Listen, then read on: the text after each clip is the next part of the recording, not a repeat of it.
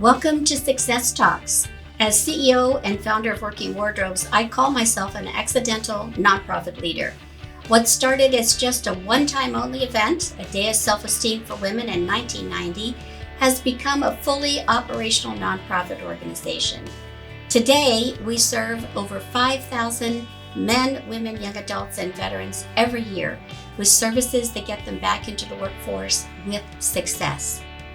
Success Talks is the only streaming video show in Orange County that interviews thought leaders from all different industries and cultures about the importance of philanthropy. We'll cover topics that weave together the fabric of corporate social responsibility, personal giving, and compelling stories of people's journeys to success. Welcome to Success Talks. I'm very, very happy to welcome Lilly Simmering, who is the Chief Deputy Operating Officer at Orange County. Lots of information going on in Orange County. Lilly, thank you so much for being with us today. Thank you for having me, Jerri. And when I talk about a lot of things going on in Orange County, I mean a lot of things are going on. A lot of things. But yes. I don't think the people in Orange County have a clue what's actually going on. I think, Jerri, that's the correct observation because the county is 18,000 people strong. 24 departments. I think that sometimes people don't even realize that John Wayne Airport is part of the county family, or that, waste and recycling, where all the landfills are part of the county. So we have a lot of things going on. I think that most of the times when we make the news, it's because, we've done something that a lot of folks are not too happy or excited about in terms of our approaches to homelessness, although that is, Jerri, I think one of the more visible efforts where you have seen county involvement, and we've done a lot of things there. We've gone from 0 to 60 in about 3 to 4 years. We went from having no shelters to having 2 shelters, 3, 4 shelters actually, and we went to having problems with folks, homeless folks not having access to meals, to having a restaurant meals program where people can sign up and get meals at restaurants like Subway. So we've been doing a lot of things in the county. Mm-hmm. So there's got to be a driver behind that change. So how would you characterize this movement that's going on in the county, and who's behind? I know you're playing a big role, but what's driving that change? I think that a lot of that credit has to go to a number of people or a number of bodies. First and foremost is our Board of Supervisors. I think that you've seen a Board of Supervisors who have recognized what some of the major issues are impacting the residents of Orange County, and that you can't stay in your traditional lanes, right? You can't be completely defined by your party values and ideals. You have to be defined by the needs of your people. And so they've taken that on and really, given the county staff the permission to be innovative and the permission to tackle problems. We've got other elected individuals like the sheriff, who we will be talking about later on in the conversation about where he's taking the correction system and coming at it from a person focused approach as to an institutional focused approach. And then I have to say too that, speaking of how big the county is, there's 24 departments, majority of them report to the county executive officer. And I would say that Frank Kim has been instrumental in providing the departments and the staff with the moral support, the financial resources, and all the things that we need to get things done. So a lot of the changes that you're seeing in the county, and again, it's not so prevalent. We don't do sexy work, right? So we're not out there running huge. You're working every single day. We're working every single day, but we don't have lovely billboards, and we don't have media spots that talk about what we do, right? But every day we're doing something, and with all of these types of people at the top kind of allowing us to do that, I think that's really big, Jerri. And as the head of an organization, that in order to make any change, you need the person at the top or the people at the top to buy in.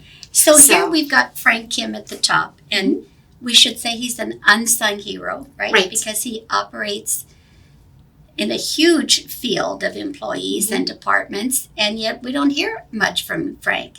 So this quiet strength that he must put forth on a daily basis, has to be just remarkable to see. It's funny. We were just talking about that, and that he does. And, to be in that position, you have to be steady all the time because the Board of Supervisors are relying on you to be steady. And then on the flip side, your departments, they're all relying on you to be steady. And he's been able to, project that and motivate where he needs to, and kind of step back and give us the independence as county staff and as expertise on subject matters to kind of find the solution and implement it. So it's been remarkable. It's a demanding job, and whoever gets it, I think, always has to kind of have that steady demeanor and posture, and he's been able to provide that for us. And not have an outsized ego that you really want to be known for what you accomplish. And so here we are in this community that's known for an amazing affluent personality, right? We have South Coast Plaza, we have Fashion Island, and we have all this entertainment. And yet, what you have seen and what the county has addressed is this enormous homeless population. Right. So how do we jive this picture of affluence with this reality of also homelessness and underemployment? How does that become, because that was a big issue for the county to address. I think it's going to be an issue that we're going to consistently find ourselves balancing, because homelessness is really the symptom of a lot of things, right? There's system of care that, where we would traditionally put like health care and public benefits and mental health care and our correction system, and homelessness is really a symptom of when that system of care needs to evolve. It needs to change, right? And so we figured that out at the county, and we're addressing the system of care. No longer are we just creating this like end piece of it, Jerri, where we're creating shelters and all this thing, but now we're working backwards and also kind of say, okay, where in our systems do we need to make adjustments to kind of mitigate the number of folks who are at risk of becoming homeless? Those that are already in the system, how do we help them to get out? So the county is undergoing this very innovative, I think, approach, a very proactive approach to kind of reevaluate what the systems are, and are we providing the right level of care, the right type of care? Are our programs performing at the level that they need to be? Do they need to be retinkered? And you're absolutely right. I mean, Orange County is often portrayed as, the Real Housewives or the OC or whatnot, but I think people need to understand too that issues like homelessness is a social issue that exists because of things that happen on a much larger scale, right? Policies made at the federal level, maybe even at the international level, that leads to this. We have to remember that in Orange County, tourism is our number one industry. Tourism does not provide high-paying jobs, right? Which is why we have this minimum wage conversation everywhere throughout the country, because just getting folks to $15 is a challenge in certain jurisdictions. So we just have to remember that we don't live in a county where we have a lot of tech jobs, right? And that's a good thing and a bad thing too, right? Again, issues like homelessness is the result of so many things, but I think that for the county, where we feel we can make a difference, we're trying to. So. Do you think that it caught us off guard, Lilly, that the homeless population problem became so big or became so visible? Jerri, I can't speak to that. I can't speak to that fully because I can only speak to what I've observed. And I think that it did and it didn't. I think that visibly, like you said, you can't ignore it. It's there every day, right? So you're seeing it and things like that. In terms of actually studying the core and the crux of how we got there and how to address it, I would say that we're in the same boat as everybody else in this nation. And we're seeing that everywhere in the state of California, for sure. But how incredible that the county said, we've got to address this issue. Mm-hmm. Judge Carter said, we've got to address this issue. The city said, we've got to do it. And there was a tremendous amount of work in putting homeless shelters together, which I think is it speaks really highly of this community that we've got to take care of our own. Right. And I think that's so important. But there's so much more that the county does, and I'm just struck every time I have a chance to talk with you that there's more and more that the county actually does that nobody knows about. So when we come back from the break, I want to dig into what else is going on in this community. Sure, absolutely. So we're going to be right back with Lilly Simmering. Welcome to Sunday Brunch. We're a boutique advertising agency located here in Orange County, California. At Sunday Brunch, we custom build teams for all of our clients. Each team member's both personal passions and professional excellence is matched up to meet the needs of your business. Capabilities range from brand building, design, public relations, social media, websites, media planning, buying, working with influencers, events, and even more. Want to contact us? We'd love to hear from you. Follow us on Instagram or online at sundaybrunchagency.com. Welcome back from the break. We're with Lilly Simmering, and we're going to talk a little bit more about what the heck is going on in our own community. So, Lilly, you mentioned some work that our Sheriff, Don Barnes, is doing. And it is pretty remarkable. Mm-hmm. He's got a very humanistic side about wanting the jails in this community to have a much different experience persona. Tell us what that's going to look like. So, Jerri, I think about back in 2015, there was a national initiative called the Stepping Up Initiative that was launched on a national scale with a number of big players. And it was because we were starting to see a trend in our country where our jails were becoming the largest mental health institutions in each county, right? And for Orange County, we are the 5th largest jail system in the country. Is that right? Yes, we are. And so we have a revolving daily population of anywhere from 5,600 to 6,000. Wow. So we're fairly big. You know, we have, I think, a few facilities in the area. But what was more staggering was we had done a query and of our populations just to see how many of them, because we were talking about visual observation, we were visually observing that a lot of the folks that were coming through our system were either suffering from some kind of mental illness disorder or substance use disorder, or they had both, which we call co-occurring. And so we recently did a query looking at a year's worth of data from the end of May 2018 to early April 2019. And we found that about approximately 20% of the folks that go through our jail system have a mental illness of some sort. About 40% have some kind of substance use disorder. And approximately 44% of the folks who come into our jail system suffer from or need some kind of mental health or substance use disorder treatment. So that's almost half of our jail population. It's kind of frightening when you think about it. Yes. And when you think about it, you think about how the jails have always been kind of an institution that has been in the business of just kind of warehousing folks, right? These people did something wrong. They've been sentenced and now they have to serve out their time.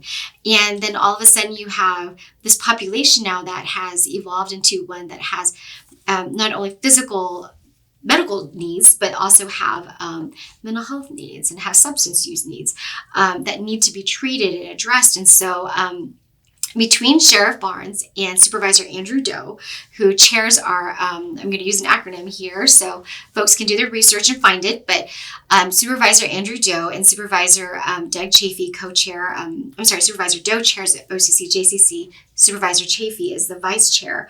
And the OCCJCCC is basically a group of all of our criminal justice leaders. They meet about once a month, and they basically focus on county-wide criminal justice issues. And I have to give credit to both the sheriff and Supervisor Doe, who realized that this was becoming a problem on county resources. And that a lot of these folks, I think we had around 8,000 folks in the jail system during that time that had self-identified as homeless. So, of course, we were starting to see that, okay, corrections needs to become a system of care. And to the sheriff's credit, he recognized that and basically said, hey, we're dusting off our stepping up report. We need to implement some of these things because I got to get some of these people out of my jails. And so it's been eye-opening to see the sheriff come in and kind of say, I'm going to change the system, or I'm going to disrupt it, I'm going to change it.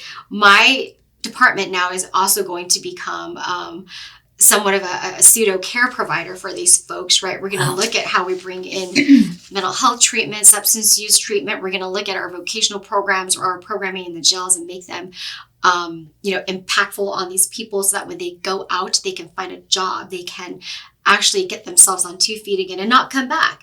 And then you have Supervisor Doe, who's basically like, I will champion this, and all of my departments, you have my permission to do what you need to do to get this done. So it's astounding. I mean, the stars have aligned perfectly for us. This is a remarkable shift in mentality, right? Yes. So here we have a chance, and we're excited with the opportunity to potentially partner, Right. because we're about helping people get the training they need so they can get a job with a paycheck that gives them a life That's of right. dignity. We know that those that are incarcerated have time on their hands. Yes.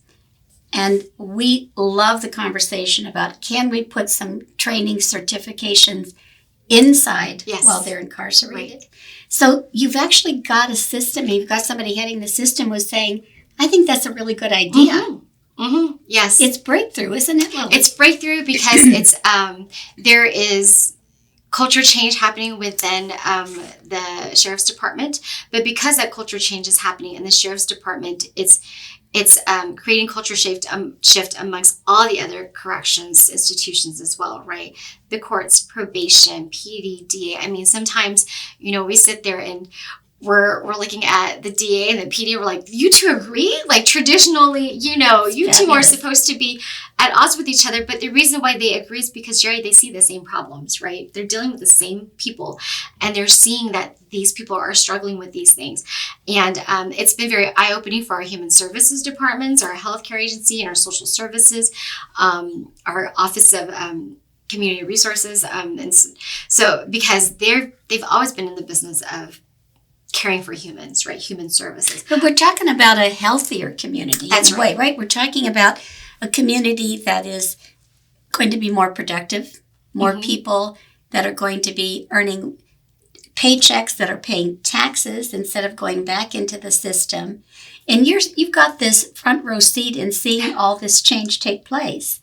It's pretty neat. I know that this is work that is astounding, but you have had a career of astounding opportunities.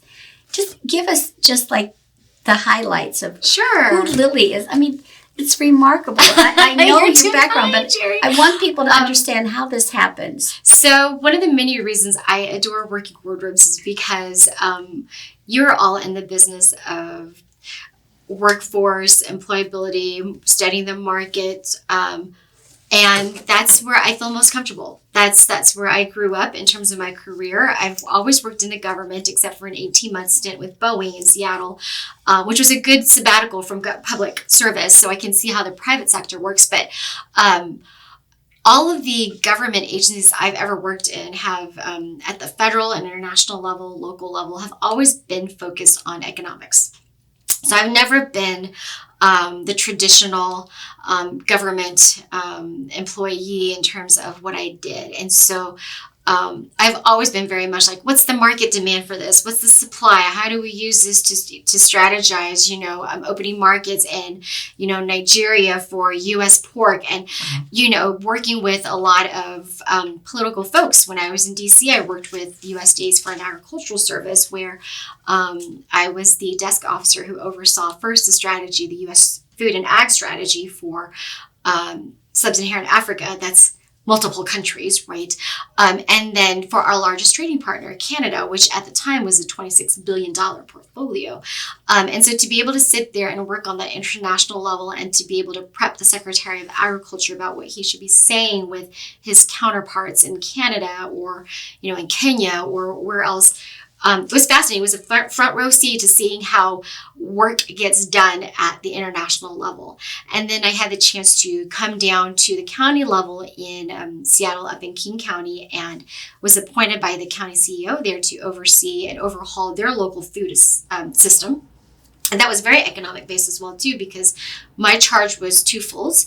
The first was to develop a more robust local food economy, local restaurants, local supermarkets, local farmers. And then on the flip side, help the folks of King County eat healthier. So, it was right up in my bailiwick, and then I come here and I get the chance to meet you, and working wardrobes is really a concept that I truly understand. I love that. Mental health is a foreign concept to me, of which I've had to quickly get myself up to speed on, and it's fascinating as well too. But what you all do here at Working Wardrobes is where I feel like, I completely So get when that. you look back on your career, and it has had a lot of highlights, what's your picture of success? What do you think about when you say, I that worked? Ooh, I still feel like I have a lot to go to get that. Our work's in progress, right? Yes, So, I mean, I feel like I'm a work in progress every day. I've had a lot of great opportunities, Jerri, and when you're in that moment, you don't realize it was a great opportunity until you pass that moment and you share it with somebody else, and then they're like, wow, you did that. I would say one of my greatest opportunity was really the first time I got to brief the U.S. Secretary of Agriculture, and that was Tom Vilsack. And I learned a lot from him in terms of, how you brief folks at that level. And he's a litigator, and I remember he always said, there's no such thing as a meet and greet. Both parties want something. So give me the strategy for the meeting. And you've got 5 minutes, so now you're like, okay, let me kind of go through this. And, you start to think differently. But, it was great because I remember briefing him on his trip to Kenya, and he had wanted to know, like, when I'm there, why am I going? Was his question. It was very simple. And, I was the lowest on the totem pole, but the one who's doing all the work. And so after 3 months of doing this for 7 days a week, I was just like, oh, Mr. Secretary, here's why, and I knew it was good because, when I read all the press releases afterwards, he was saying the talking points that I gave him. And so I was like, oh, that's successful. And I figured that out. But I will have to say that where I really grew professionally, not so much an accomplishment, but where I grew professionally was really my time in Seattle.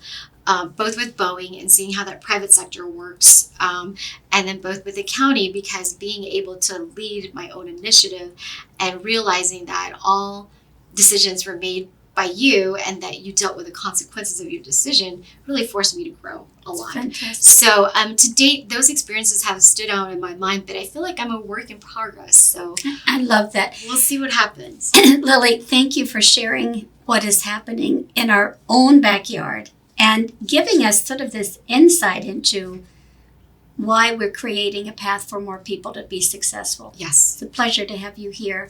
Thank you so much, Jerri. And thank you for being with us. We want you to come back to Success Talks real soon. Thanks, everyone.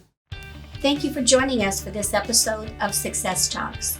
We look forward to bringing you thought-provoking episodes again soon and look forward to your feedback and remarks.